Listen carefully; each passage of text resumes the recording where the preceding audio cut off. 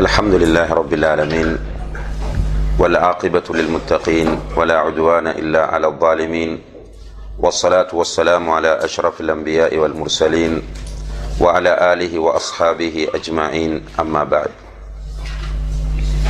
அன்புள்ள சகோதர சகோதரிகளே, நம்முடைய இந்த தஃப்சீர் வகுப்பிலே இன்று சூரத்துல் ஃபஜ்ரினுடைய விளக்கத்தை நாம் பார்க்க இருக்கின்றோம். இது மிக முக்கியமான ஒரு சூறாவாக காணப்படுகின்றது. நம்முடைய ஈமானை அதிகரித்துக் கொள்வதற்கு துணை செய்யக்கூடிய சூறாக்களில் இதுவும் ஒன்று என்பதை நாம் புரிந்து கொள்ள வேண்டும். இந்த சூறாவிலே 30 வசனங்கள் காணப்படுகின்றன. மக்காவில் அருளப்பட்ட சூரா என்பதனால் மறுமையை பற்றி இந்த சூரா பேசுகிறது. அதே போன்று சிறிய வசனங்களை கொண்ட ஒரு சூறாவாக இந்த சூரா காணப்படுகிறது. முன்னர் சென்ற சமுதாயங்களை பற்றி இந்த சூரா நமக்கு உணர்த்தி கொண்டிருக்கிறது. இந்த சூறாவின் முதல் வசனம் வல் ஃபஜ்ர், ஃபஜ்ரின் மீது சத்தியமாக. இரண்டாவது வசனம் வலயாலின் ஆஷிர், 10 இரவுகளின் மீது சத்தியமாக. மூன்றாவது வஷ்ஷஃப்இ, இரட்டையின் மீது சத்தியமாக. இரட்டை என்றால் 2 வருவது, அவற்றின் மீது சத்தியமாக. வல் வத்ர், ஒற்றையின் மீது சத்தியமாக. வல்லைலி இதா யஸ்ர், செல்லக்கூடிய இரவின் மீது சத்தியமாக, கடந்து செல்லக்கூடிய இரவின் மீது சத்தியமாக என்று அல்லாஹு தஆலா 5 அம்சங்களில் இந்த சூறாவிலே சத்தியம் செய்கிறான். சத்தியம் செய்துவிட்டு கேட்கிறான், ஹல் ஃபீ தாலிக கஸமுன் லிதி ஹிஜ்ர். தி ஹிஜ்ர் என்றால் புத்தி உள்ளவர்கள். புத்தி உள்ளவர்களுக்கு இந்த சத்தியங்களில் படிப்பினை இருக்கிறதா என்று அல்லாஹு தஆலா கேட்கிறான். அதாவது முன்னால் சொல்லக்கூடிய 5 அம்சங்களும் முக்கியமானவை என்பதை அல்லாஹு தஆலா இங்கே நமக்கு உணர்த்துகிறான். முதலாவது வல் ஃபஜ்ர், ஃபஜ்ருடைய நேரம் மிக முக்கியமானது. ஃபஜ்ருடைய நேரத்தை பொறுத்தவரையில் ஃபஜ்ருடைய நேரத்தை அல் ஃபஜ்ரு சாதிக், அல் ஃபஜ்ருல் காதிப் என்று 2ஆக பிரிப்பார்கள். அல் ஃபஜ்ருல் சாதிக், அல் ஃபஜ்ருல் காதிப். ஃபஜ்ரு சாதிக் என்றால் உண்மையான ஃபஜ்ர், ஃபஜ்ருல் காதிப் என்றால் பொய்யான ஃபஜ்ர். ஃபஜ்ருக்கு முன்னால் இருப்பது ஃபஜ்ருல் காதிப், ஃபஜ்ருக்கு முன்னால் இருப்பது ஃபஜ்ருல் காதிப், பொய்யான ஃபஜ்ர்.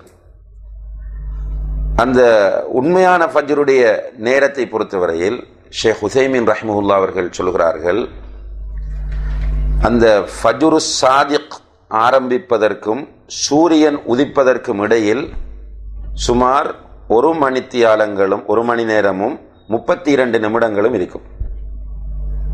1 மணித்தியாலமும் 32 நிமிடங்களும் இருக்கும், அல்லது 1 மணித்தியாலமும் 17 நிமிடங்களும் இருக்கும் என்று சொல்கிறார். இன்றைக்கு நம்மளுடைய காலண்டர் எடுத்து பார்த்தால் 17 நிமிடங்களைத்தான் பேஸ் பண்ணியிருக்கிறார்கள். நீங்கள் செக் பண்ணி பார்க்கலாம். சூரிய உதயத்திற்கும் ஃபஜ்ருல் சாதிக் உதயமாகுவதற்கும் இடையில் உள்ள நேரம் 1 மணித்தியாலம் 32 நிமிடங்கள் அல்லது 1 மணித்தியாலம் 17 நிமிடங்கள். இதுதான் ஃபஜ்ரு சாதிக்.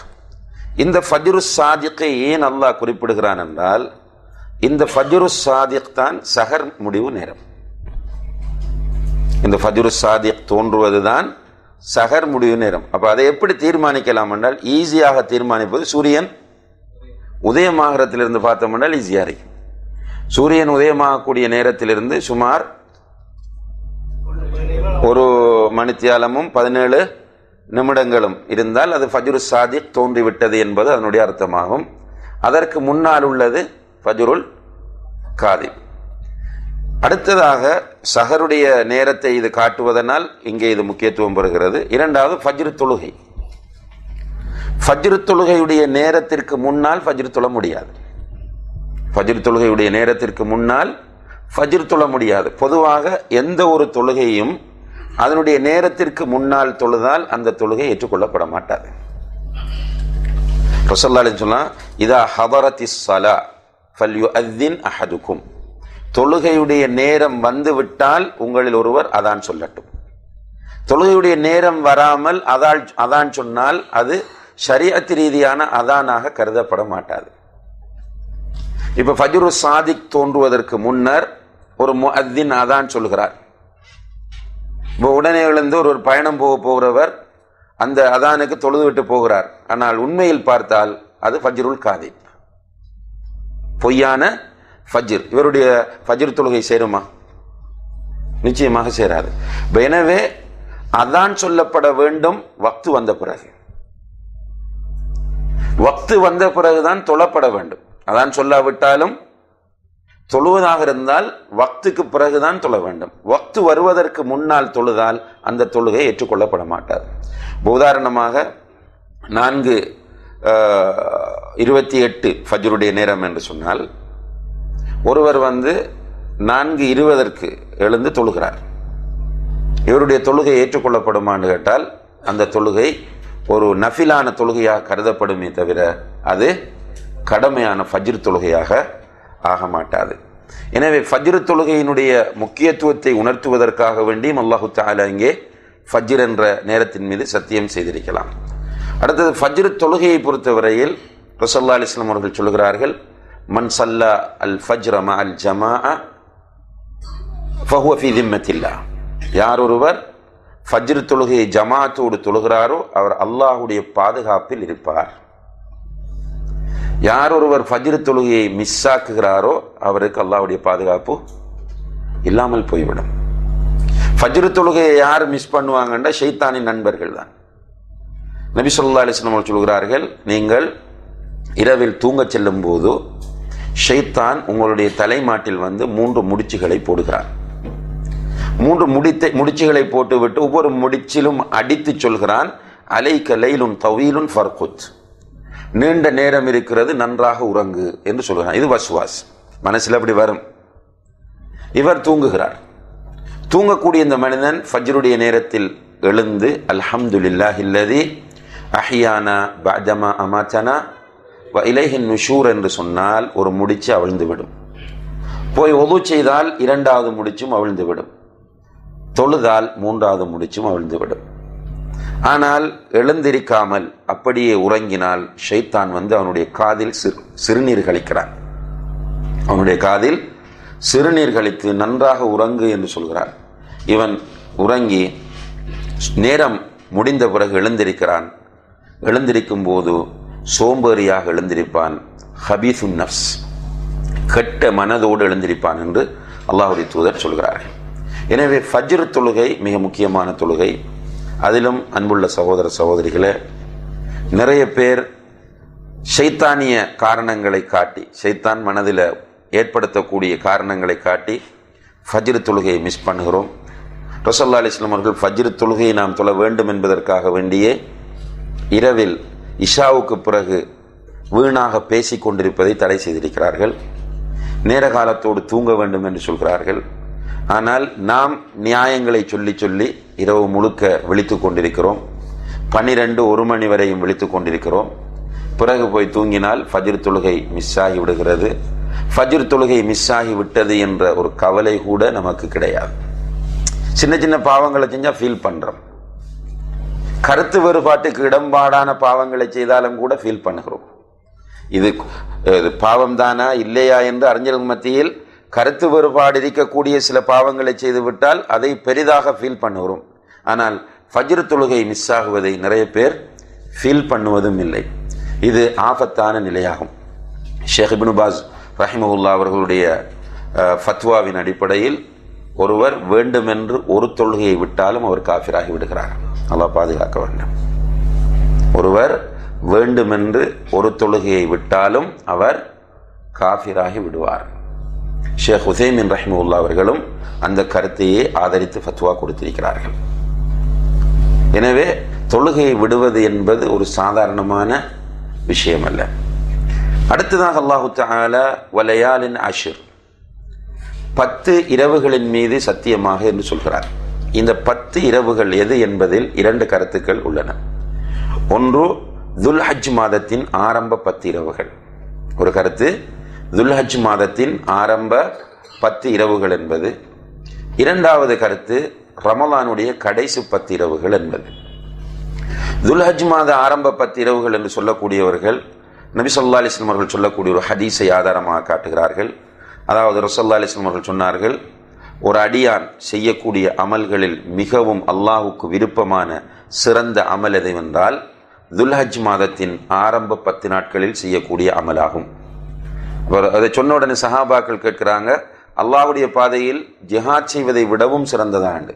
ரசூலுல்லாஹி அலைஹி வஸல்லம் அவர்கள் சொன்னார்கள், ஆம், துல்ஹஜ் மாதத்தின் ஆரம்ப 10 நாட்களில் செய்யக்கூடிய அந்த அமல்கள் ஜிஹாத் செய்வதை விடவும் சிறந்தது. ஆனால் ஒருவன் ஜிஹாதுக்கு போய் ஷஹீதானால் அது சிறந்தது என்றார்கள்.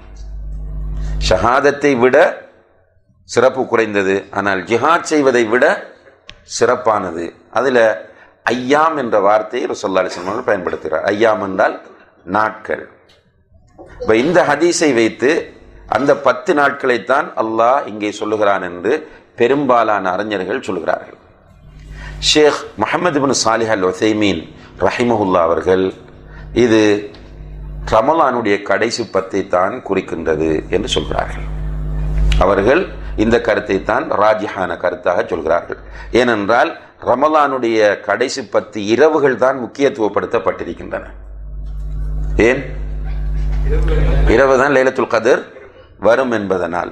எனவே இங்கே ரமலானுடைய இறுதி 10 என்பதுதான் மிக பொருத்தமானது என்று ஷேக் முஹம்மது இப்னு சாலிஹ் அல் உஸைமீன் ரஹிமஹுல்லாஹ் அவர்கள் சொல்கிறார்கள்.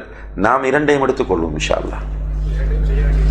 2 10களும் நாம் அமல் செய்ய வேண்டிய 10கள் தான். குறிப்பாக நம்மை பொறுத்தவரையில் ரமலானுடைய இறுதி 10 நம்மை முன்னோக்கி வந்து கொண்டிருக்கிறது. ரமலானுடைய இறுதி 10 வந்துவிட்டால் நபி ஸல்லல்லாஹு அலைஹி வஸல்லம் அவர்கள் ஷத்தம் இஸாரஹு, தன்னுடைய கீழாடையை இறுக கட்டி கொள்வார்கள்.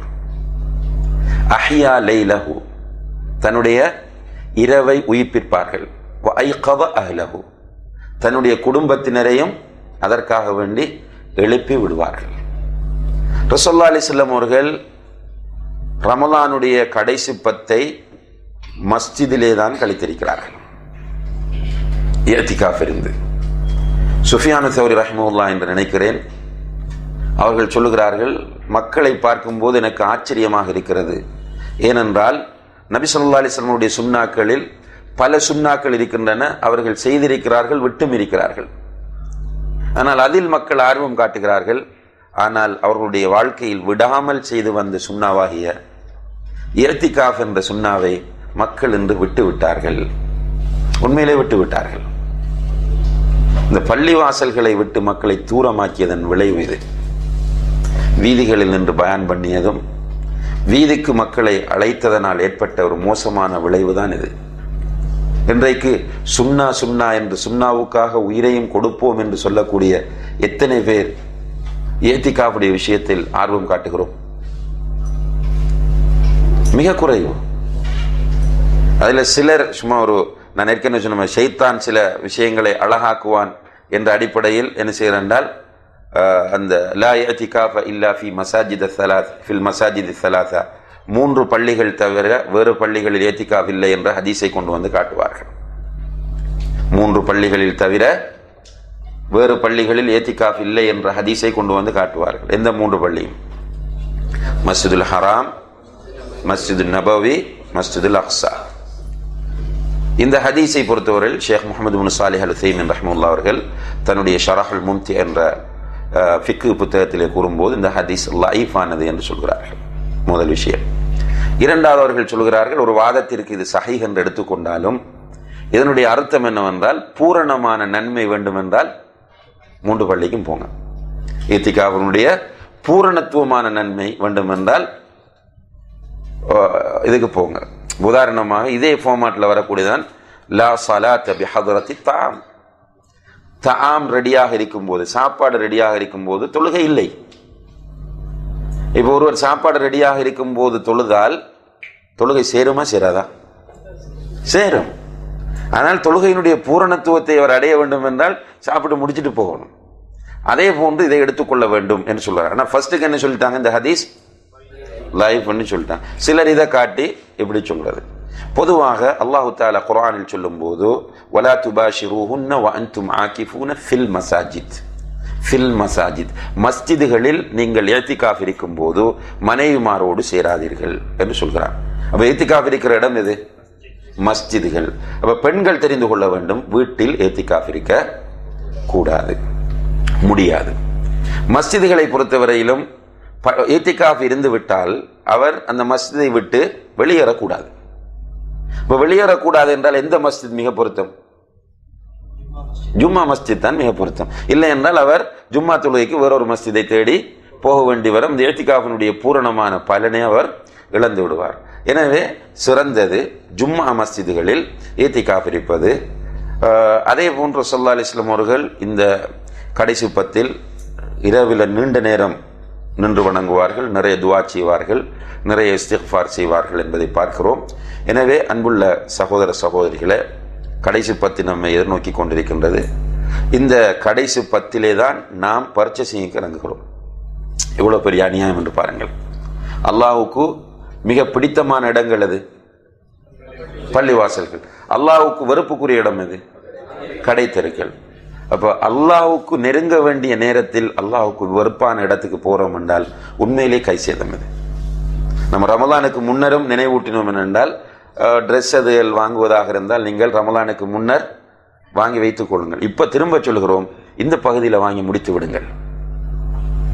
ஷைத்தான் நமக்கு பாவங்களை அழகாக காட்டுவான், நிறைய நியாயங்களை அதற்காக வேண்டி நம்முடைய உள்ளங்களில் உருவாக்குவான். அவனுடைய வழியில் சென்று விடாமல் நம்மை நாம் பாதுகாத்துக் கொள்ள வேண்டும். இங்கே அல்லாஹு தஆலா வலையாலின் அஷ்ர் என்பதன் மூலம் ரமலானுடைய கடைசி பத்தை நமக்கு நினைவூட்டுகிறார். வஷ்ஷஃப் என்பது தஃப்சீர் ஆசிரியர்கள் சொல்கிறார்கள் வல் ஹல்க், படைப்புகள் என்று. வஷ்ஷஃப் என்றால் படைப்புகள். படைப்புகளை அல்லாஹு தஆலா சோடிகளாக படைத்திருக்கிறார். அல்லாஹு தஆலா குர்ஆனில் அதை சொல்லுகிறார், உங்களை நாம் சோடிகளாக படைத்திருக்கிறோம் என்று. வல் வத்ர் என்பது ஒற்றைப்படை. ஒற்றைப்படை என்பது சில நேரம் இதுவும் படைப்பில் வரும் என்று சொல்கிறார்கள். ஆனால் பெரும்பாலான தஃப்சீர்கள் வத்ர் என்பது அல்லாஹ்வை குறிக்கும் என்று சொல்கிறார்கள்.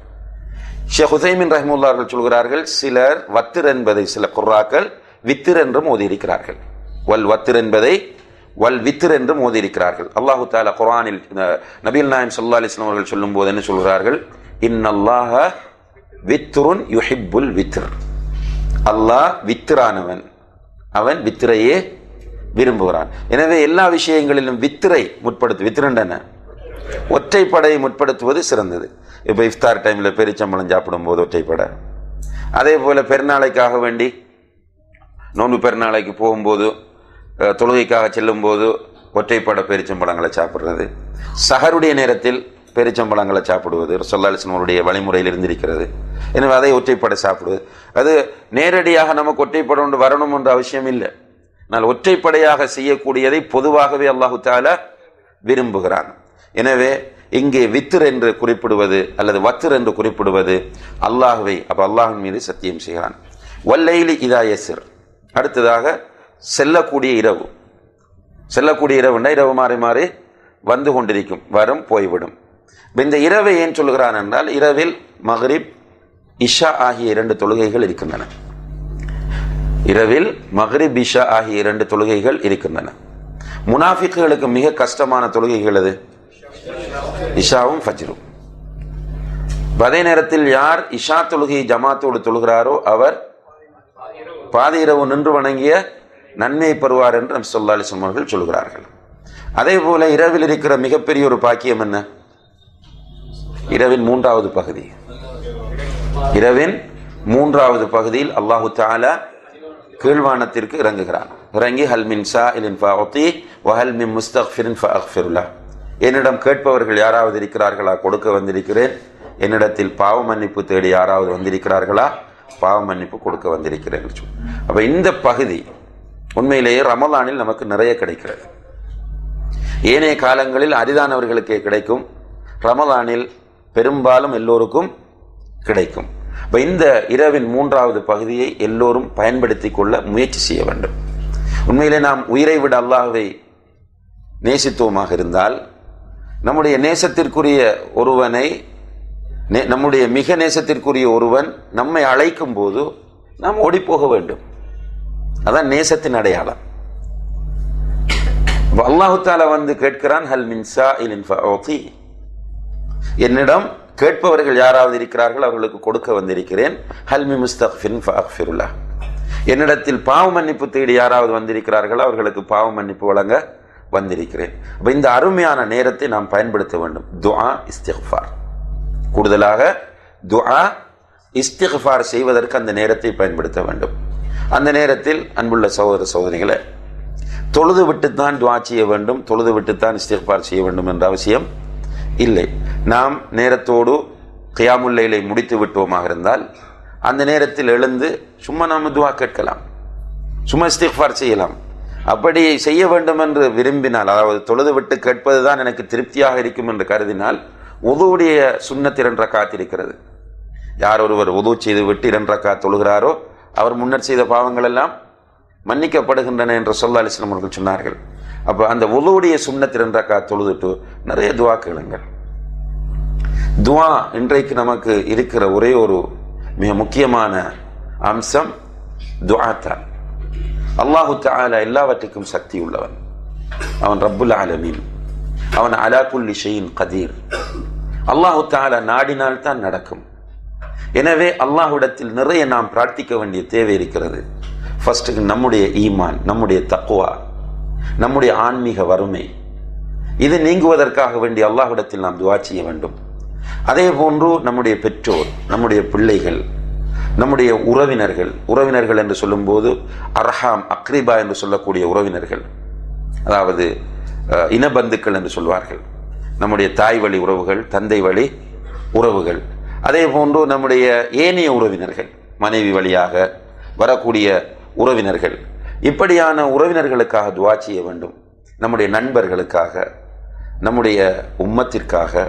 குறிப்பாக அன்புள்ள சகோதர சகோதரிகளே, இன்றைக்கு சமுதாயத்தில் மார்க்கத்தின் பெயரால் நிறைய ஃபித்னாக்கள் உருவாக்கப்படுவது உலமாக்கள் என்று அழைக்கப்படுகிறவர்களாலும் தாயிகள் என்று சொல்லப்படுகிறவர்களாலும். அவர்கள் ஒரு சமூக பொறுப்பில்லாமல் சும்மா எடுத்தேன் கவிழ்த்தேன் என்ற அமைப்பில் செயற்படுகிற காரணத்தினால்தான் நிறைய குழப்பங்கள் மக்கள் மத்தியிலே உருவாகிறது. எனவே அந்த மக்களுக்காக வேண்டி நிறைய நாம் துஆ செய்ய வேண்டும். அந்த மக்களுக்காக வேண்டி நிறைய நாம் துஆ செய்ய கடமைப்பட்டிருக்கின்றோம். அதே போன்று அன்புள்ள சகோதர சகோதரிகளே, உலக முஸ்லீம்கள் இன்றைக்கு நிறைய நெருக்கடிகளை சந்தித்துக் கொண்டிருக்கிறார்கள். அந்த உலக முஸ்லீம்களுக்காக வேண்டி நாம் எல்லோரும் மிக அதிகமாக துஆ செய்ய கடமைப்பட்டிருக்கிறோம். எனவே இரவு, ரமலானுடைய இரவு, ரமலானுடைய இரவின் 3வது பகுதி நிச்சயமாக நாம் பிரார்த்திக்க வேண்டிய, பாவ மன்னிப்பு தேட வேண்டிய பகுதியாக இருக்கிறது என்பதை அல்லாஹு தஆலா இங்கே நமக்கு உணர்த்தி, இந்த சத்தியத்தில் புத்தி உள்ளவர்களுக்கு படிப்பினை இருக்கும் என்பதை அல்லாஹு தஆலா சொல்கிறார். சொல்லிவிட்டு அல்லாஹ் கேட்கிறான், அலம் தர கைஃப ஃபஅல ரப்புக பிஆத், ஆது கூட்டத்தாரை உனது இரட்சகன் என்ன செய்தான் என்று நீர் பார்த்தீரா? ஆது கூட்டத்தாரை உனது இரட்சகன் என்ன செய்தான் என்று நீ பார்த்தீரா? ஆது கூட்டத்தாரை உனது இரட்சகன் என்ன செய்தான் என்று நீ பார்த்தீரா என்ற இந்த விழிப்பு நபிகள் நாயகம் ஸல்லல்லாஹு அலைஹி வஸல்லம் அவர்களுக்கும் பொருந்தும், இதை ஓதுகிற நமக்கும் பொருந்தும். அல்லாஹு தஆலா என்னை பார்த்து, உங்களை பார்த்து, இதை ஓதுகிற ஒவ்வொருவரையும் பார்த்து கேட்கிறான், அலம் தர கைஃப ஃபஅல ரப்புக பிஆத், உன்னுடைய ரப்பு ஆது கூட்டத்தை என்ன செய்தான் என்று நீ பார்க்கவில்லையா? ஆது கூட்டம் என்பவர்கள் யாரு?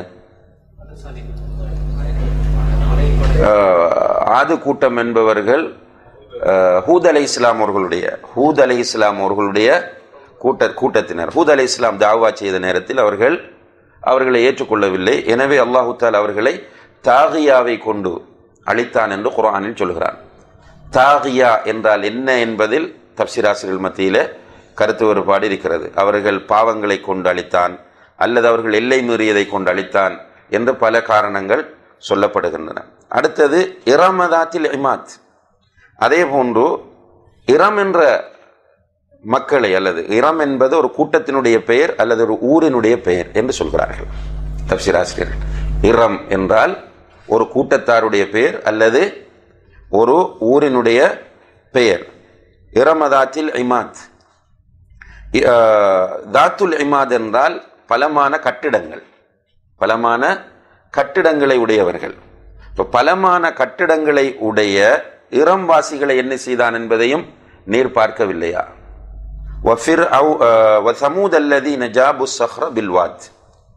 மலைகளை குடைந்து, பாறாங்கற்களை குடைந்து, அல்லத்தி லம் யுக்லக் மிஸ்லுஹா ஃபில் பிலாத், அவர்களை அந்த கட்டிடங்களை போன்று வேறு எதுவுமே உலகத்தில் படைக்கப்படவில்லை. சிலர் மொழிபெயர்க்கும் போது அவர்களை போன்று யாரும் படைக்கப்படவில்லை என்று மொழிபெயர்த்திருக்கிறார்கள். அது தப்பு. நீங்க தர்ஜமத்துல் குர்ஆன் எடுத்து பாருங்க, அவர்களை போன்று யாரும் படைக்கப்படவில்லை என்று மொழிபெயர்த்திருக்கிறார்கள். அது தப்பு. அவர்களை போன்றல்ல, அவற்றை போன்று எதுவும் படைக்கப்படவில்லை.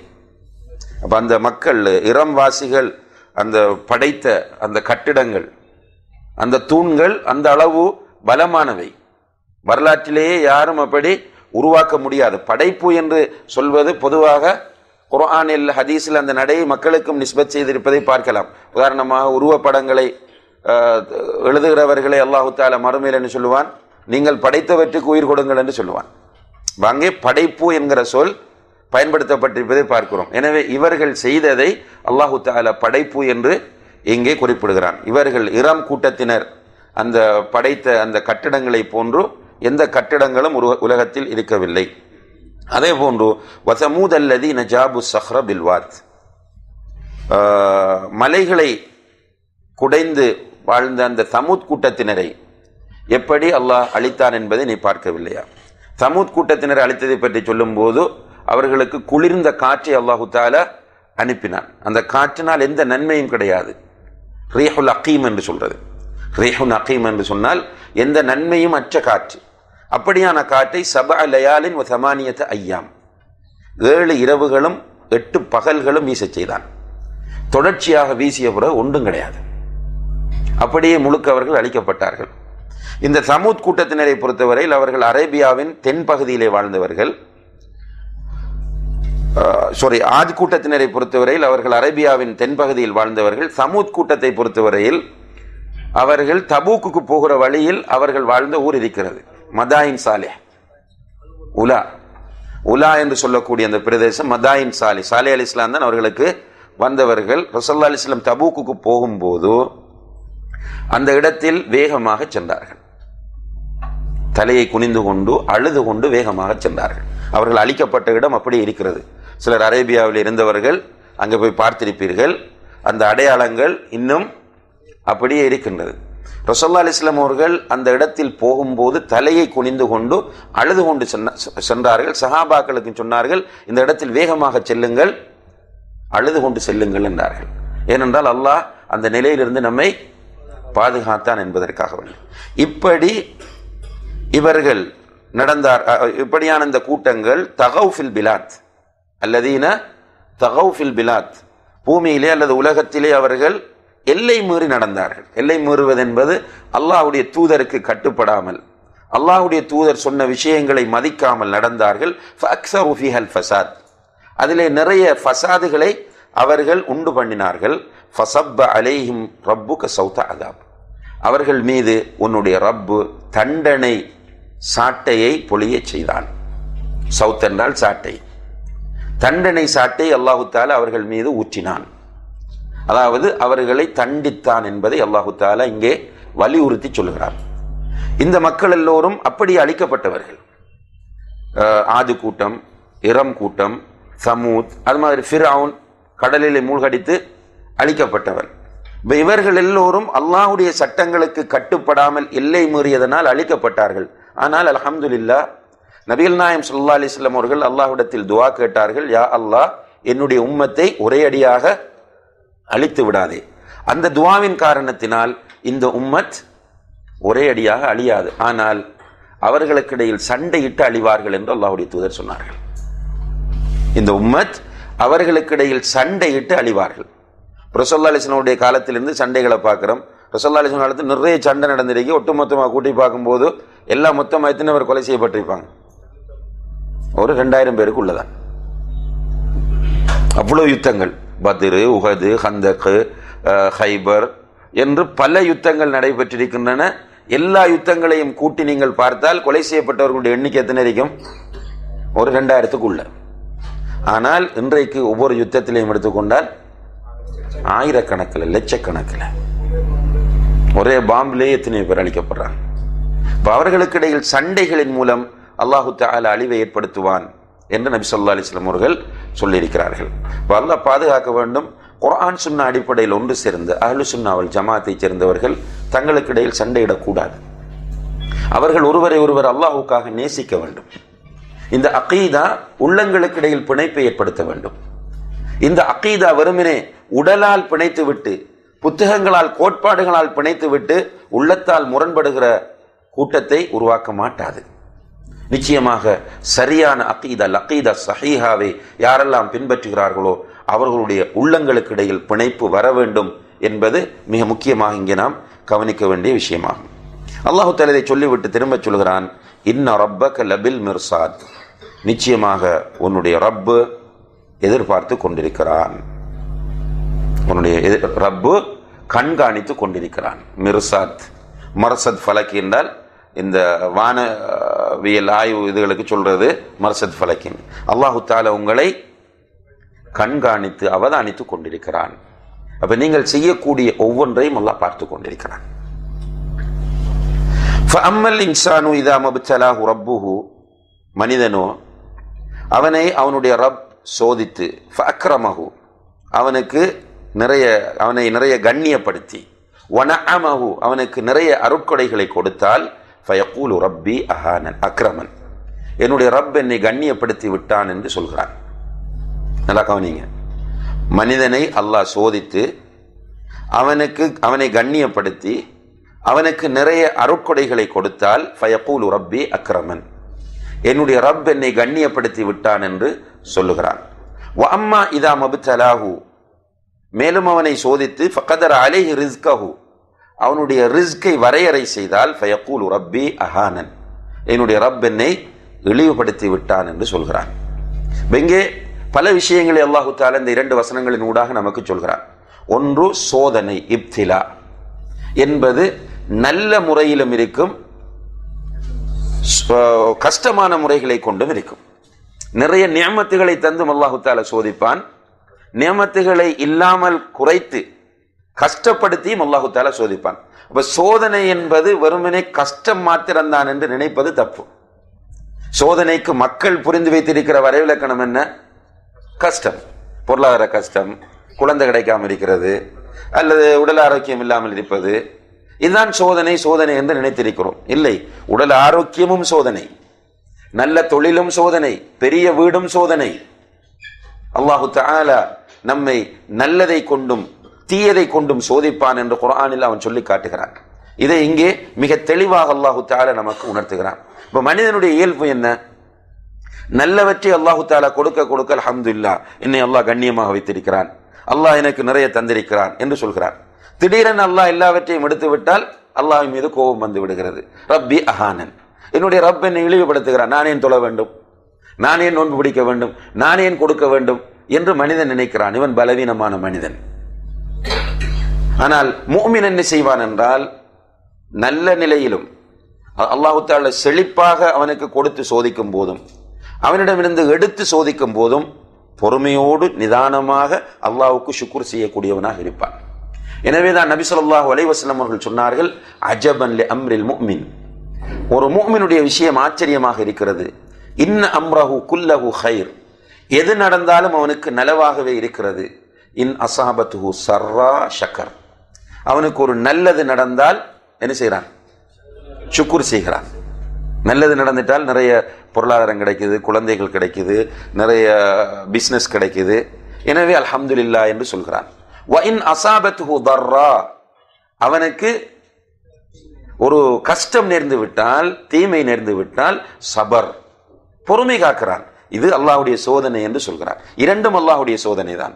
அந்த சோதனையின் போது அல்லாஹ்வை புகழ்கிறான், இந்த சோதனையின் போது பொறுமை காக்கிறான். வலைஸ ذلك இல்லா லில்முஃமின், இந்த பெரும் பாக்கியம் முஃமினை தவிர, இறை விசுவாசியை தவிர வேறு யாருக்கும் கிடையாது என்று நபிகள் நாயகம் ஸல்லல்லாஹு அலைஹி வஸல்லம் அவர்கள் சொல்லுகிறார்கள். இப்படி சோதிக்கும் போது இப்படி பேசிக் கொண்டிருக்கிறான். நிறைய கொடுத்தால் அல்லாஹ் என்னை கண்ணியப்படுத்தி விட்டான் என்று சொல்கிறான், கொஞ்சம் சுருக்கி விட்டால் என்னை இழிவுபடுத்தி விட்டான் என்று சொல்கிறான். கல்லா, அப்படி அல்ல, அப்படி சொல்லாதீங்க. அவன் நிறைய தருவதும் சோதிப்பதற்குத்தான், சுருக்குவதும் சோதிப்பதற்கு, அதான் கல்லா என்பதனுடைய அர்த்தம். அப்படி அல்ல. திரும்ப இன்னும் ஒரு மெசேஜ் அல்லாஹ் சொல்கிறான், பல்லா துக்ரிமூனல் யத்தீம், நிறைய அல்லாஹ் தருகிறான், உங்களுக்கு நிறைய அல்லாஹ் தருகிறான், அல்லாஹ் என்னை கண்ணியப்படுத்தினான் என்று சொல்கிறீர்கள். ஆனால் லா துக்ரிமூனல் யத்தீம், நீங்கள் உங்களை அல்லாஹ் கண்ணியப்படுத்தினான் என்று சொல்கிறீர்களே தவிர நீங்கள் அனாதைகளை நீங்கள் கண்ணியப்படுத்துவதில்லை, அனாதை குழந்தைகளை நீங்கள் கண்ணியப்படுத்துவதில்லை. அனாதை குழந்தைகள் யாரு? தந்தை இல்லாத எல்லாரும் அனாதையா? சிறு வயதுல தந்தை இழந்துட்டு 40 வயசுல இருக்கிறார்.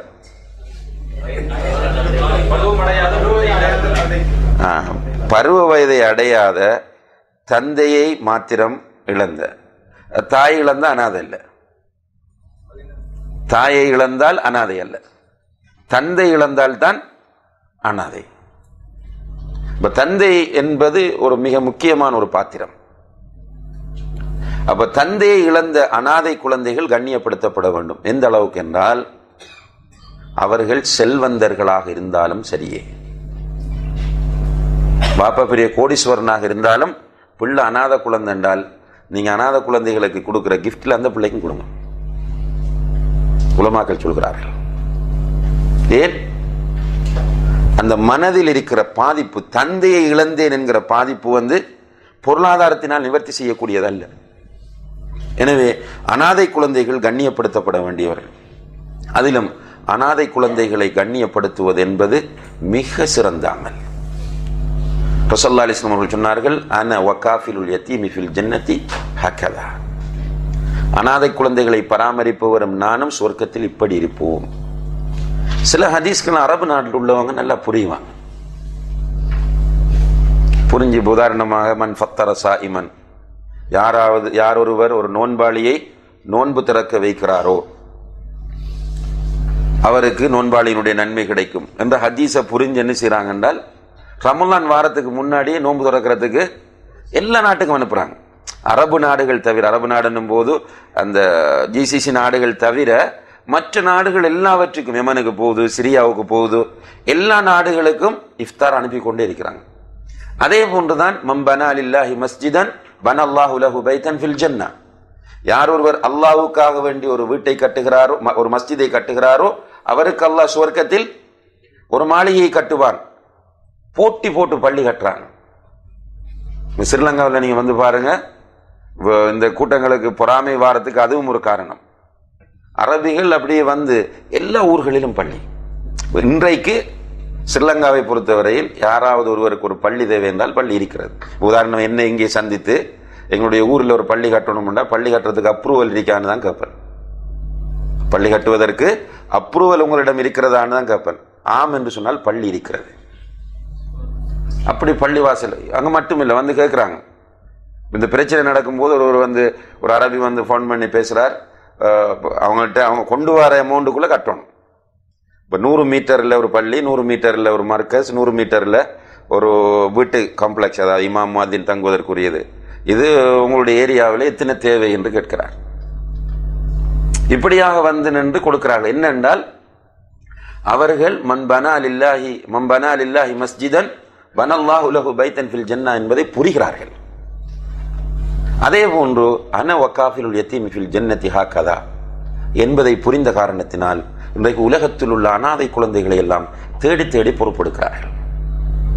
இப்போ ஸ்ரீலங்காவை பொறுத்தவரையில் நாங்கள் சேர்ந்து வேலை செய்யக்கூடிய ஜமாத் அன்சார் சுன்னா என்று சொல்லக்கூடிய அமைப்பில் மாத்திரம் கிட்டத்தட்ட 3000 அனாதை குழந்தைகளை அவர்களுடைய வீடுகளில் வைத்து பராமரிக்கிறார்கள். 3000 அனாதை குழந்தை, ஒரு குழந்தைக்கு கிட்டத்தட்ட மாசம் ஸ்ரீலங்கன் ரூபீஸ் 3000 ரூபாய் கொடுக்குறாங்க. அவங்க அனாதை குழந்தைகளுடைய வீட்டில். அதுபோக அனாதை இல்லங்கள், யத்தீம் கானா நிறைய உருவாக்கி இருக்கிறார்கள். ஸ்ரீலங்காவில். முழு செலவும் அவர்களுடையது. அதில் படிக்கக்கூடிய குழந்தைக்குரிய படிப்பு, புத்தகம், ட்ரெஸ், உணவு, வீட்டுக்கு போவதாக இருந்தால் அதுக்கு பணம், திரும்ப வருவதற்கு பணம் எல்லாமே கொடுத்து பராமரிக்கிறார்கள். சிலர் என்ன செய்வாங்க என்றால், இந்த வீட்டில் வச்சு பராமரிக்கிற குழந்தைகளுக்கு இப்போ 3000 குழந்தைகள் என்றால் எல்லாரும் ஸ்பான்சர்ஸ் இருப்பாங்க. ஒவ்வொரு குழந்தைக்கும் ஒருவர் 10 குழந்தை, ஒருவர் 5 குழந்தை, ஒருவர் 1 குழந்தை, இப்படி பொறுப்பெடுத்திருப்பாங்க. அப்போ இவங்க ரிப்போர்ட் அனுப்பிட்டே இருப்பாங்க மந்த்லி. இந்த குழந்தை இப்படி படிக்குது, இதில் கல்வித்தரம் இப்படின்னு ரிப்போர்ட் அனுப்பி கொண்டிருக்கும் போது, உதாரணமாக ஒரு பிள்ளை பருவ வயதை அடைந்து விட்டது என்ற செய்தி அங்கே எத்தி வைக்கப்பட்டால் உடனடியாக சிலர் என்ன செய்வாங்கன்றா, அந்த பிள்ளைக்கு ஒரு வீடு கட்டி கொடுங்க, பணம் அனுப்புறாங்க.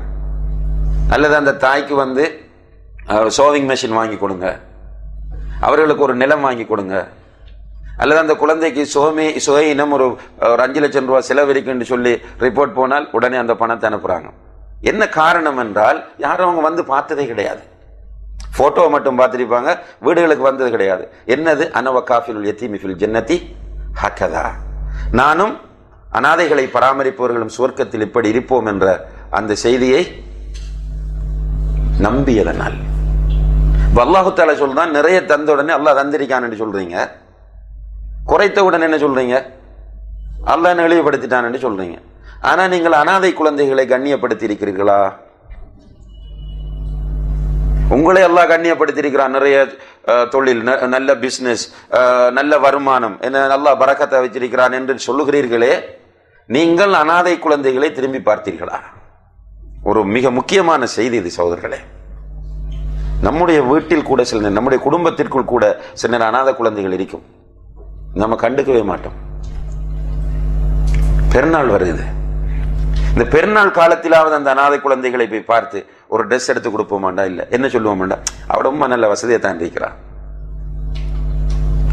இல்லை, வசதியாக இருந்தாலும் நம்முடைய குடும்பத்தில் ஸ்பெஷலாக யாராவது அனாதை குழந்தைகள் இருந்தால் போங்கள், ஒரு ட்ரெஸ்ஸை வாங்கி கொடுங்க, அந்த பிள்ளைக்கு பெருநாள் காசு கொடுங்க, மகிழ்ச்சி அடையும். அதனால் உங்களுக்கு சுவர்க்கம் கிடைக்கும்.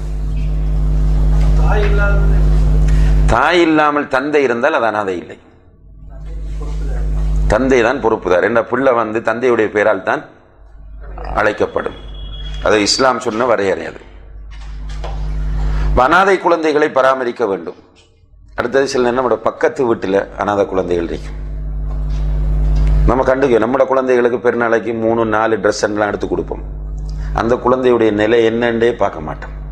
அதுதான் அல்லாஹ் சொல்றான், கல்லா பல்லா துக்ரிமூனல் யத்தீம். அடுத்ததாக அல்லாஹ் தஆலா சொல்றான், வலா தஹாதுன அலா தஆமில் மிஸ்கீன்.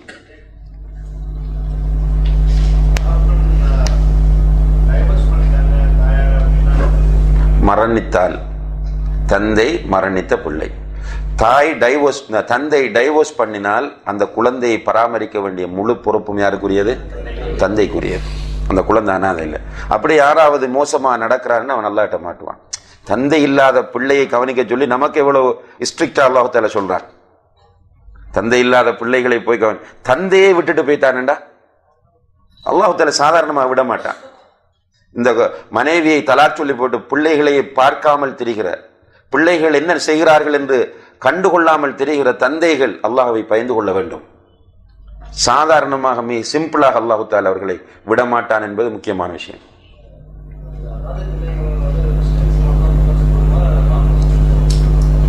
இதுல ரசூலுல்லாஹி அலைஹி வஸல்லம் பொதுவாக அனாதை குழந்தைகள் தான் சொல்றாங்க, முஸ்லிம்ஸ் நான் முஸ்லிம்ஸ் என்று பிரித்து சொல்லவில்லை. ஆனால் பொதுவாக எப்போதுமே சதக்காவுடைய விஷயத்தில் நாம் முற்படுத்த வேண்டிய அந்த ப்ரையாரிட்டி இருக்கிறது.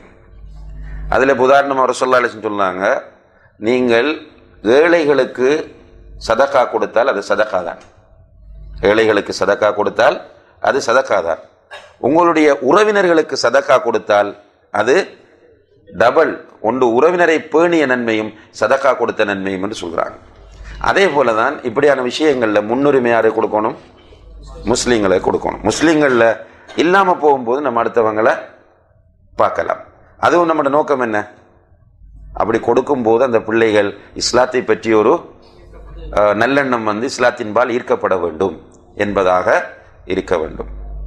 அடுத்த முக்கியமான மெசேஜ், வலா தஹாதுன அலா தஆமில் மிஸ்கீன். நீங்கள் ஏழைகளுக்கு உணவளிக்க தூண்ட மாட்டீர்கள். உங்களை அல்லாஹ் கண்ணியமாக வைத்திருக்கிறார் என்று சொல்லிக் கொண்டே இருக்கிறீங்க. நிறைய பார்க்குறோமா இல்லையா இன்றைக்கு மக்கள் மத்தியில்? எப்படி இருக்கிறீங்களே பாய், மாஷா அல்லாஹ் நான் நல்லா இருக்கிறேன், அல்லாஹ் எந்த குறையும் எனக்கு வைக்கல, மாஷா அல்லாஹ் நல்ல தொழில், அல்ஹம்துலில்லாஹ் நல்ல வீடு, அழகான ஒரு வாகனம், மாஷா அல்லாஹ் நல்ல குழந்தைகள், பிள்ளைகளுக்கு நல்ல படிப்பு, அல்ஹம்துலில்லாஹ் அல்லாஹ் என்ன நல்லா வச்சிருக்கிறான். இப்படி நிறைய பேர் சொல்றாங்க. ஏழைகளை பற்றி அவர்களுக்கு எந்த அக்கறையும் இல்லை. ஏழைகளுக்கு உணவு வழங்க தூண்டாதவன் யாரு? சூரத்துல் மாஊன்ல என்ன சொல்றான்? மறுமையை பொய்ப்பிக்கக்கூடியவர்கள். அரஐத்தல்லதி யுகذிபு பித்தீன், மறுமை நாளை பொய்ப்பிப்பவனை நீ பார்த்திருக்கிறீரா? பதாலிக்கல்லதி யதுஉல் யத்தீம், அதிலே அனாதைகளை விரட்டுவான். வலா யஹுது அலா தஆமில் மிஸ்கீன், ஏழைகளுக்கு உணவு வழங்க தூண்டவும் மாட்டான். அப்போ ஏழைகளுக்கு உணவு வழங்குவது, உணவு வழங்க தூண்டுவது மிக முக்கியமான இபாதத். ரமலான் காலத்தில் கண்டிப்பாக அது பார்க்கப்படும். சிலர் மாஷா அல்லாஹ் அவர்களுக்கு பரக்கத் செய்யணும் தேடி தேடி கொடுக்குறாங்க. ஏழைகள் எங்க இருக்கிறாங்கன்னு தேடி தேடி வீடு வீடாக சென்று கொடுக்கக்கூடிய மக்களையும் பார்க்கிறோம். அதே நேரத்தில் மாஷா அல்லாஹ் வீட்டில் விதவிதமாக நிறைய, இஃப்தாருக்கு எடுத்துக்கிட்டாலும் மாஷா அல்லாஹ் ஸ்பெஷல், சஹருக்கு எடுத்தாலும் ஸ்பெஷல், இடையில டிஃபன் எடுத்துக்கிட்டாலும் ஸ்பெஷல், இப்படி இருப்பாங்க. பக்கத்து வீட்டில் ஏழைகள் இருப்பாங்க, நினைத்தும் பார்க்க மாட்டார்கள். நம்ம வீட்டில் சமைக்கிற கஞ்சியாவது அங்கே கொடுப்போம்னு யோசிக்க மாட்டாங்க. ஏழைகளுக்கு உணவு வழங்குவது ஒரு பக்கம் இருக்க, தூண்ட வேண்டும். ஏழைகளுக்கு உணவு வழங்க தூண்டுவது என்பது மிக முக்கியமான ஒரு அம்சம். இப்ப நம்முடைய குடும்பத்தில் ஒரு வசதியான இருந்தா சொல்லுங்க, ஏழைகளுக்கு உங்களுடைய ஹக்கு போய் சேரட்டும். அவர்களுக்கு ரமலான் காலத்தில் பெருநாளை நல்ல முறையில் கொண்டாடுவதற்கு, நோன்பை நல்ல முறையில் பிடிப்பதற்கு உதவி செய்யுங்க. அதே போல எங்காவது ஏழைகள் இருக்கிறார்கள் என்று தெரிந்தால் கூட்டா சேருங்க, 4-5 பேர் சேர்ந்து கொஞ்சம் பணம் போடுங்க, அனுப்பி வைங்க. அதுல ஸ்பெஷலா குடும்பத்தில் உள்ள ஏழைகள், அடுத்த ஏழைகள் என்பதும் ஏழைகள் தான். அதைவிட முக்கியமான ஏழைகள் யாரு? நம்முடைய குடும்பம். குடும்பம் என்று இஸ்லாம் சொல்லுவது பிரதானமாக நீங்கள் கவனத்தில் கொள்ள வேண்டும். குர்ஆனில் தி குர்பா, அது மாதிரி அர்ஹாம் என்று சொல்லக்கூடிய குடும்பம், தாய் வழி உறவுகளும் தந்தை வழி உறவுகளும்.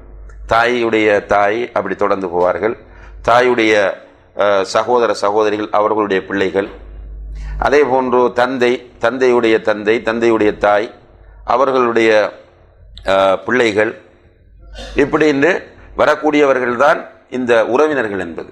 அதில் நம்முடைய தந்தையின் சகோதரன், தந்தையின் சகோதரனுடைய பிள்ளைகள், தந்தையின் சகோதரி, தந்தையின் சகோதரியுடைய பிள்ளைகள், அவர்களுடைய பிள்ளைகள், தாயின் சகோதரி, தாயின் சகோதரன் அவர்களுடைய பிள்ளைகள் எல்லாம் அதுக்குள்ள வருவார்கள்.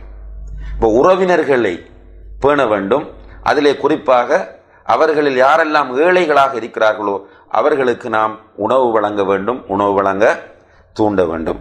அடுத்ததாக மனிதனுடைய ஒரு இயல்பை பற்றி அல்லாஹு தஆலா சொல்கிறான், வதஅகுலூன துராஸ அக்லல் லம்மா. துராஸ் என்று சொன்னால் அல்லாஹு தஆலா கொடுக்கக்கூடியது. துராஸ் என்று சொல்லக்கூடிய அர்த்தம் அல்லாஹு தஆலா அனந்தரமாக கொடுப்பது. அல்லாஹு தஆலா அனந்தரமாக கொடுப்பது ஒன்று வராசத்தின் மூலமும் கிடைக்கும், தந்தை விட்டு செல்வது அல்லது யாராவது ஒருவர் விட்டு சென்ற அந்த வராசத்தின் மூலமும் கிடைக்கும், அல்லது அவர் சம்பாதிப்பதன் மூலமும் கிடைக்கும். இப்ப அல்லாஹ் என்ன சொல்றான், வதஅகுலூன துராஸ அக்லல் லம்மா. அல்லாஹ் தருவதை நிறைய சாப்பிடுறீங்க, அல்லாஹ் தருவதை நிறையவே நீங்கள் சாப்பிடுகிறீர்கள். வதுஹிப்பூனல் மால ஹுப்பன் ஜம்மா, பொருளாதாரத்தை அதிகமாக நீங்கள் நேசிக்கிறீர்கள். அப்ப இது மனிதனுடைய ஒரு இயல்பு, நிறைய சாப்பிடுறது, நிறைய பொருளாதாரத்தை நேசிக்கிறது. எந்த அளவுக்கு நேசிப்பான் மனிதன் பொருளாதாரத்தை? எந்த அளவுக்கு நேசிப்பான் என்றால், யகூலு இப்னு ஆதம் மாலி மாலி, ஆதமுடைய மகன் என்னுடைய பணம், என்னுடைய சொத்து, என்னுடைய பொருளாதாரம் என்றே சொல்லிக் கொண்டிருப்பான்.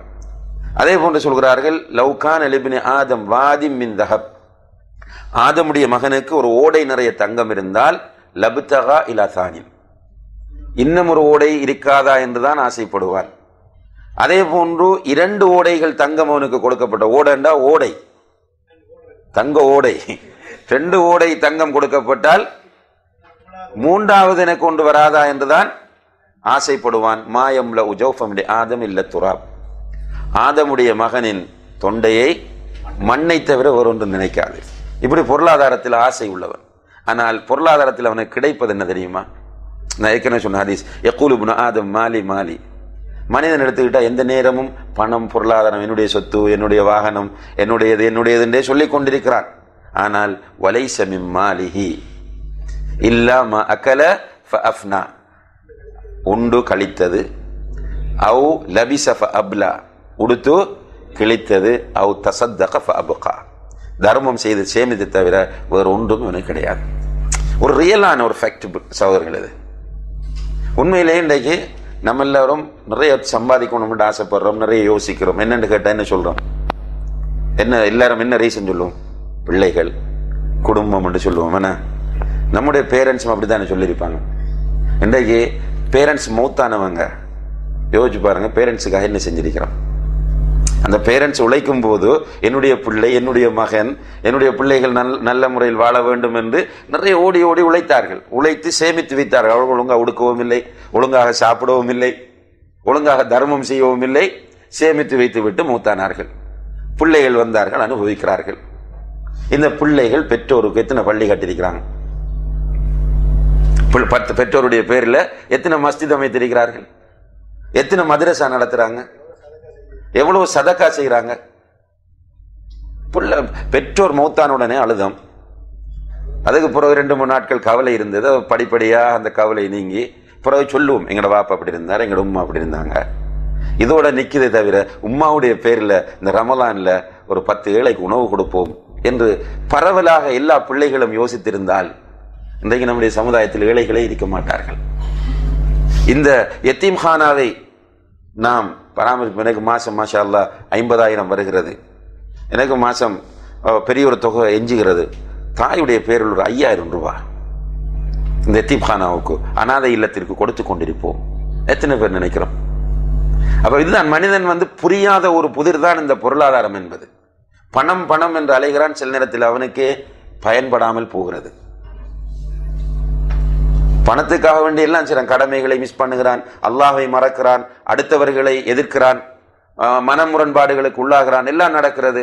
கடைசியில் அவனுக்கே பயனில்லாமல் போகிறது. என்னால் கடைசியில் கவனிடக்கூடிய துணியை வேறு யாரோ வாங்கி கொடுத்து விட்டு போவார்கள். பெரிய கோடீஸ்வரனாக இருந்திருப்பான், கவன் வேற.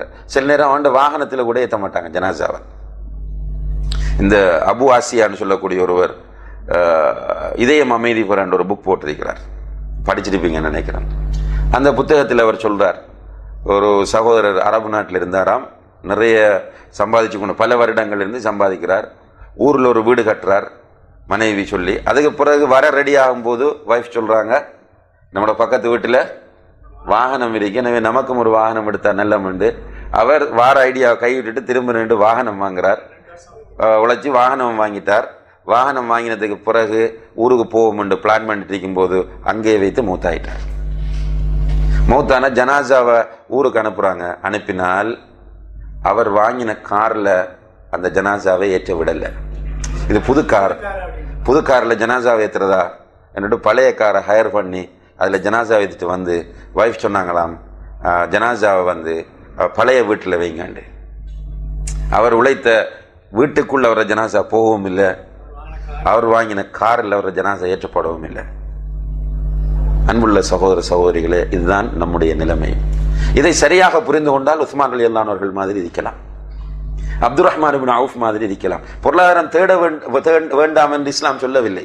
உஸ்மான் ரலியல்லாஹு பெரிய பணக்காரன், ஆனால் அவர் பணத்தை அடிமையாக வைத்திருந்தாரே தவிர அவர் பணத்திற்கு அடிமையாகவில்லை. அப்துர் ரஹ்மான் இப்னு அவுஃப் ரலியல்லாஹு அவர்கள் பெரிய பணக்காரன், வீட்டை வேலைக்காரெல்லாம் வச்சிருந்தாங்க, ஆனால் பணத்திற்கு அவர்கள் அடிமையாகவில்லை. பணம் எதற்கு என்பதை புரிந்து கொண்டார்கள். நாம் சுவர்க்கம் போவதற்கு தான் பணம். நாம் உழைப்பது அல்லாஹ்வுக்காக, ஏழைகளுக்கு, அனாதைகளுக்கு, அல்லாஹ்வுடைய பாதையில் என்று நாம் உழைத்து கொடுக்கும் போது நம்முடைய கிரெடிட் கூடும், நம்முடைய அக்கவுண்ட்ல நிறைய நன்மைகள் சேரும். எனவேதான் அல்லாஹு தஆலா இங்கே சொல்கிறான், வதுஹிப்பூனல் மால ஹுப்பன் ஜம்மா. கல்லா, அப்படி அல்ல. நீங்கள் நினைத்துக் கொண்டிருக்கிறீர்கள் பொருளாதாரம் உண்மை என்று. இதா துக்கத்தில் அர்து தக்கன் தக்கா, பூமி அப்படியே உசுப்பப்பட்டால், பூமி அப்படியே உசுப்பப்பட்டால், வஜா ரப்புக வல் மலக்கு சஃபன் சஃபா. ஒரு நிகழ்வு, பூமி உசுப்பப்பட்டால் என்ற நிகழ்வு எதை சொல்கிறது? மறுமை உண்டாகிறது. இதா ஜுல்ஜிலத்தில் அர்து ஜில்ஜாலா அல் காரிஆ மல் காரிஆ. இப்போ மறுமை சூரூதப்பட்டதும் அப்படியே மலைகள் எல்லாம் பஞ்சுகள் போன்று பறக்கும், பூமி உசுப்பப்படும். அதுக்கு பிறகு துபத்தலுல் அர்து கைருல் அர்த், பூமி வேறு பூமியாக மாற்றப்படும். பூமி வேறு பூமியாக மாற்றப்படும். சூரியன் தலைக்கு 1 மைலுக்கு அப்பால் கொண்டு வந்து நிறுத்தப்படும். மக்கள் எல்லோரும் நிர்வாணமாக எழுப்பப்படுவார்கள். காலில் செருப்பும் இல்லை, உடம்புல ஆடையும் இல்லை. இப்படி அவர்கள் சூரிய உஷ்ணத்தில், சூரிய வெப்பத்தில் எத்தனை வருடங்கள் நிற்பார்கள்? 50,000 வருடங்கள் நிற்பார்கள். அப்படி நிற்கும் போது வஜா ரப்புக், உன்னுடைய ரப்பு வருவான், உண்மையில் வருவான். உன்னுடைய ரப்பு உண்மையாக வருவான். வல் மலக்கு சஃபன் சஃபா, மலக்குகள் அணி அணியாக நிற்பார்கள். அல்லாஹ் வரும்போது மலக்குகள் அணி அணியாக நிற்பார்கள். அல்லாஹ் எப்படி வருவான்? வயஹ்மிலு அர்ஷ ரப்பிக ஃபௌகஹும் யௌமஇதின் ஸமானியா, உன்னுடைய ரப்பினுடைய அர்ஷை அன்றைய நாள் 8 மலக்குகள் சுமந்து வருவார்கள். அந்த 8 மலக்குகளும் எப்படி இருப்பாங்க? ஒருவரை பற்றி அல்லாஹ்வுடைய தூதர் சொல்கிறார்கள், அவருடைய காதுச்சோனைக்கும் தோள்பட்டைக்கும் இடைப்பட்ட தூரம் 700 வருடங்கள் நடந்து செல்கிற தூரம். 700 வருடங்கள் நடந்து செல்லக்கூடிய அளவு தூரம். அப்ப அந்த மலக்குகள் அவ்வளவு பிரமாண்டம் என்றால் அல்லாஹ்வுடைய அர்ஷ் எப்படி இருக்கும்? அல்லாஹு அக்பர். அல்லாஹு தஆலா வருவான். மலக்குகள் அணி அணியாக நிற்பார்கள். வஜிஅ யௌமஇதின் பிஜஹன்னம், அப்படி அணி அணியாக அவர்கள் நிற்கும் போது நரகம் கொண்டு வரப்படும். ஒரு காட்சி, அல்லாஹு தஆலா ஒரு காட்சியை காண்பிக்கிறான். உலகம் அழிகிறது, மக்கள் எல்லோரும் எழுப்பப்படுகிறார்கள், அவர்கள் எல்லோரும் அந்த அரசாத்துல் கியாமா என்ற மஹ்ஷரிலே நிற்கிறார்கள். அல்லாஹு தஆலா வருகிறான், மலக்குகள் அணி அணியாக நிற்கிறார்கள். வஜீஅ பிஜஹன்னம் யௌமஇதின் பிஜஹன்னம், அந்த நேரம் நரகம் கொண்டு வரப்படும். நரகம் கொண்டு வரப்படும். எப்படி கொண்டு வரப்படும்? நரகத்திற்கு 70,000 மூக்கணாங்கயிறுகள் இருக்கும். நரகத்திற்கு 70,000 மூக்கணாங்கயிறுகள் இருக்கும். ஒவ்வொரு கயிற்றிலும் 70,000 மலக்குகள் நின்று இழுத்து கொண்டு வருவார்கள். அல்லாஹ் அக்பர். ஒவ்வொரு கயிற்றிலும் 70,000 மலக்குகள் நின்று இழுத்து கொண்டு வருவார்கள். சமிஉ லஹா தகய்யுதன் வ ஸஃபீரா, அந்த நரகம் இறைந்து கொதித்துக் கொண்டிருப்பதை இவர்கள் பார்ப்பார்கள். யௌமஇதின் யததக்கருல் இன்சான், அந்த நேரத்தில் தான் மனிதன் படிப்பினை பெறுகிறான். அல்லாஹ் வருகிறான், நரகமும் கொண்டு வரப்படுகிறது, நரகம் இறைந்து கொண்டு கொதித்துக் கொண்டிருக்கிறது. இதை பார்த்த மனிதன் அந்த நேரத்தில் படிப்பினை பெறுகிறான். இந்த உலகத்தில் வந்து சொன்னார்களே, எவ்வளவு உபதேசம் செய்தார்களே, ஹுத்பாவில் சொன்னார்கள், பயானில் சொன்னார்கள், நண்பர்கள் சொன்னார்கள், பெற்றோர்கள் சொன்னார்கள், நாம் கண்டுகொள்ளவில்லையே, இதெல்லாம் உண்மையே, நாம் உலகத்தை பயன்படுத்த தவறிவிட்டோமே என்று கை சேதப்படுகிறான். அந்த கை சேதத்தில் என்ன பயன் இருக்கிறது? காலம் கடந்த ஞானத்தில் என்ன பயன் இருக்கிறது? நபிமார் வந்து சொன்னார்கள், ரசூல்மார் வந்து சொன்னார்கள், அவர்களுடைய தோழர்கள் வந்து சொன்னார்கள், உலமாக்கள் சொன்னார்கள், தாயிகள் சொன்னார்கள், சொல்ல சொல்ல கேட்டுக்கொண்டே இருந்தோம். ஆனால் உள்ளத்தில் அந்த நரகம் உண்மை என்ற அந்த உணர்வு வரவே இல்லை. மஹ்ஷரிலே கொண்டு வந்து நிறுத்தப்பட்ட போது பக்கத்திலே நரகம் இழுத்து வரப்படுகிற காட்சியை பார்த்துவிட்டு அந்த நேரத்திலே சொல்லுகிறோம், யகூலு யா லைதனி கத்தம்து லிஹயாதி, என்னுடைய இந்த வாழ்க்கைக்காக வேண்டி நான் உலகத்தில் சேமித்திருக்க கூடாதா? என்னுடைய வாழ்க்கைக்காக வேண்டி உலகத்தில் நான் சேமித்திருக்க கூடாதா? அன்புள்ள சகோதர சகோதரிகளே, அல்லாஹு தஆலா அந்த கைசெதப்படுகின்ற கூட்டத்திலிருந்து நம் அனைவரையும் பாதுகாக்க வேண்டும். பாதுகாக்க வேண்டும் என்றால் உலகத்தில் படிப்பினை பெற வேண்டும். அல்லாஹு தஆலா தந்திருக்கிற அவகாசங்களை நல்ல முறையில் நாம் எல்லோரும் பயன்படுத்த வேண்டும். ரமலானில் அல்லாஹு தஆலா நம்ம உயிரோடு வைத்திருக்கிறான். என்ன நினைக்கிறீங்க? எதற்காக வைத்திருக்கிறான்? ஒரு முஃமின் என்ன நினைப்பான் என்றால், அல்லாஹ் எனக்கு இன்னும் ஒரு சான்ஸை தந்துட்டான். எதுக்கு? தௌபா செய்வதற்கு. நிறைய அமல்களை தேடுவதற்கு அல்லாஹ் எனக்கு நல்ல ஒரு சந்தர்ப்பத்தை அல்லாஹு தஆலா தந்திருக்கிறான் என்றுதான் ஒரு முஃமின் நினைப்பான். ஒரு முனாஃபிகை பொறுத்தவரையில் ஏதோ ஷஅபானில் இருந்தது போல ரமலான் வந்திருக்கிறது என்றுதான் நினைப்பான். எனவே இந்த ரமலான் நமக்கு நன்மைகளை அதிகமாக செய்வதற்கு ஒரு வாய்ப்பு, தௌபா செய்வதற்கு ஒரு வாய்ப்பு. யா லைத்தனி கத்தம்து லிஹயாத்தி, ஹயாத்தி என்று அவன் அங்குள்ள வாழ்க்கையை சொல்கிறான். என்னுடைய வாழ்க்கைக்காக நான் முற்படுத்தி இருக்க கூடாதா? அப்ப என்னது? உண்மையான வாழ்க்கை அங்குதான் இருக்கிறது சகோதரர்களே. இந்த வாழ்க்கை போலியானது. பல் துஸிரூனல் ஹயாத்தத் துன்யா, நீங்கள் இந்த உலகத்தை தேர்வு செய்கிறீர்கள். வல் ஆகிரத்து கைருன் வ அப்கா, ஆனால் மறுமைதான் சிறந்தது, நிரந்தரமானது. நீங்கள் இந்த உலகத்தை தேர்வு செய்கிறீர்கள். வல் ஆகிரத்து கைருன் வ அப்கா, மறுமைதான் சிறந்தது, நிரந்தரமானது என்று அல்லாஹு தஆலா சொல்கிறான். அதுதான் வாழ்வது. சுவர்க்கத்திற்குள் போய்விட்டோமாக இருந்தால் அல்லாஹ் நம் அனைவரையும் சுவர்க்கவாசிகளாக ஆக்குவானாக. சுவர்க்கத்திற்குள் போய்விட்டோமாக இருந்தால் அல்லாஹு தஆலா மௌத்தை ஒரு ஆட்டு வடிவில் கொண்டு வந்து அறுத்து விடுவான். மௌத்தை ஒரு ஆட்டு வடிவில் கொண்டு வந்து அறுத்து விடுவான். அங்கே மௌத் கிடையாது. அனுபவிக்கிற இடம் என்ன வேண்டும், எது வேண்டும் என்றாலும் அங்கே இருக்கிறது.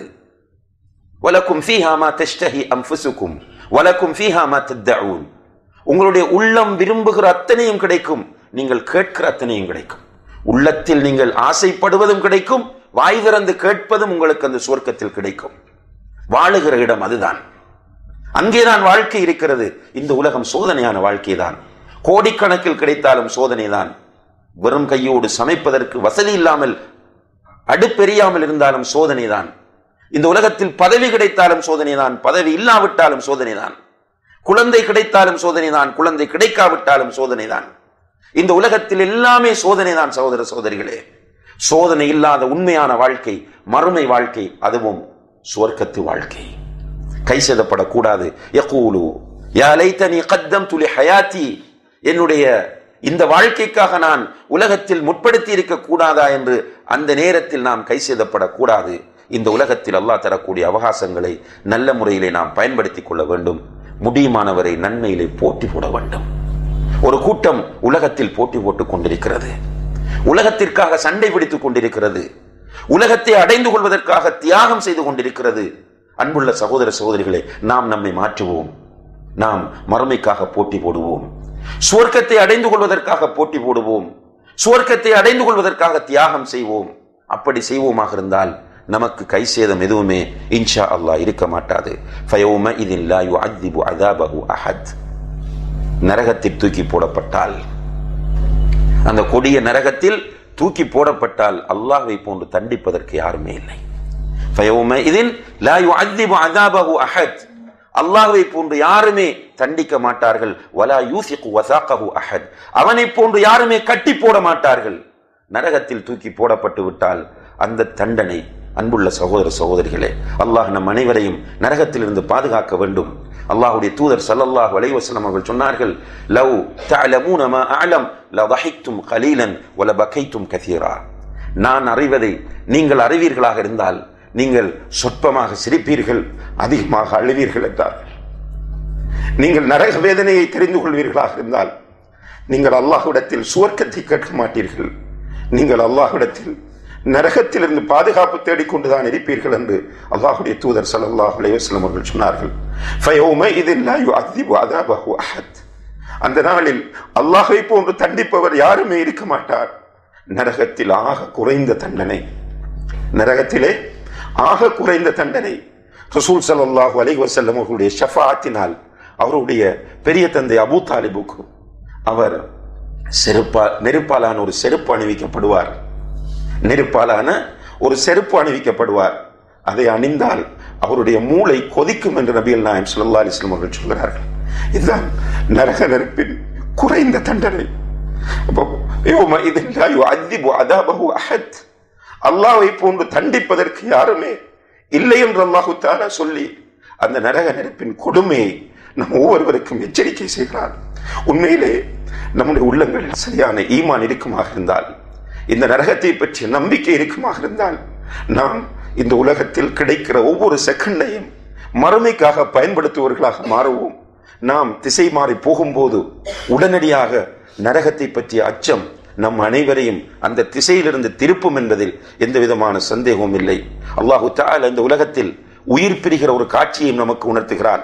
யா அய்யத்துஹன் நஃப்ஸுல் முத்மஇன்னா இர்ஜிஇ இலா ரப்பிகி ராதியத்தன் மர்தியா. நல்ல ஆத்மாவே, இந்த உலகத்தில் ஈமான் கொண்டு தக்வாவோடு வாழ்ந்து அல்லாஹ் அல்லாஹ் என்ற உணர்வோடு இருந்து யாரெல்லாம் பரிசுத்தமான இதயத்தோடு இருந்தார்களோ அந்த ஆத்மாக்கள் இந்த உலகத்தை விட்டு பிரியும் போது மலக்குல் மௌத் அலைஹிஸ்ஸலாம் அவர்கள் அந்த உயிரை அழைப்பார்கள். யா அய்யத்துஹன் நஃப்ஸுல் முத்மஇன்னா, பரிசுத்தமான ஆத்மாவே, அமைதியான ஆத்மாவே, இர்ஜிஇ இலா ரப்பிகி ராதியத்தன் மர்தியா, உன்னுடைய ரப்பின்பால் பொருந்தி கொண்டவனாக நல்ல வாழ்க்கையை நோக்கி நீ திரும்பி வா என்று அல்லாஹு தஆலா மலக்குகளை வைத்து நம்மை அழைப்பான். அழைத்து அல்லாஹ் சொல்லுகிறான், உதுஃபதுகுலி ஃபீ இபாதி வதுகுலி ஜன்னதி, நீ வந்து என்னுடைய சுவர்க்கத்தில் நுழைந்து விடு. அல்லாஹு தஆலா சொல்கிறான், அப்படி நீ வெளியே வந்து என்னுடைய சுவர்க்கத்தில் நீ நுழைந்து விடு. வதுகுலி, என்னுடைய அடியார்களோடு நீ நுழைந்து விடு, என்னுடைய சுவர்க்கத்தில் நீ நுழைந்து விடு என்று அல்லாஹு தஆலா அழைப்பு விடுக்கிறான். எனவே அன்புள்ள சகோதர சகோதரிகளே, இந்த சூரத்துல் ஃபஜ்ர் என்ற அத்தியாயம் உண்மையிலேயே மக்காவில் அருளப்பட்ட ஒரு அத்தியாயம். நம்முடைய ஈமானை புதுப்பிப்பதற்கு ஒரு அருமையான அத்தியாயமாக இருந்து கொண்டிருக்கிறது. இந்த அத்தியாயம் சொல்லக்கூடிய முறையில் நம்முடைய வாழ்க்கையை நாம் அமைத்துக் கொண்டு நரக நெருப்பிலிருந்து நம்மை பாதுகாத்து ஃபதுகுலி ஃபீ இபாதி வதுகுலி ஜன்னதி என்று ரப்புல் ஆலமீன் நம்மை அழைத்து அந்த சுவர்க்கத்தில் நம்மை நுழைய செய்விக்க வேண்டும். எல்லாம் வல்ல அல்லாஹ் ஜல்ல ஷானஹு வ தஆலா அதற்கு நம் அனைவருக்கும் தௌஃபீக் செய்வானாக. வ ஆகிரு தஅவானா அனில் ஹம்துலில்லாஹி ரப்பில் ஆலமீன்.